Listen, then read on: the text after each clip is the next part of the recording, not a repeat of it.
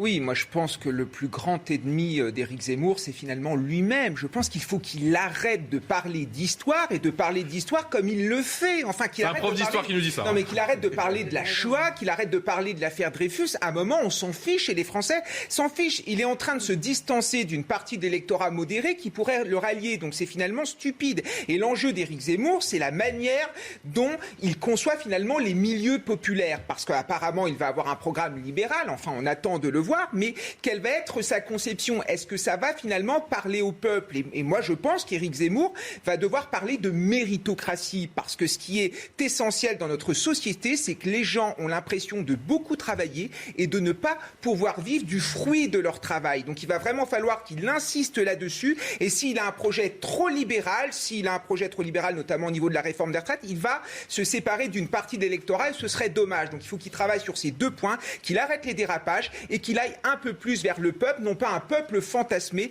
mais un peuple concret, comme Marine Le Pen le fait quand elle va au contact des habitants.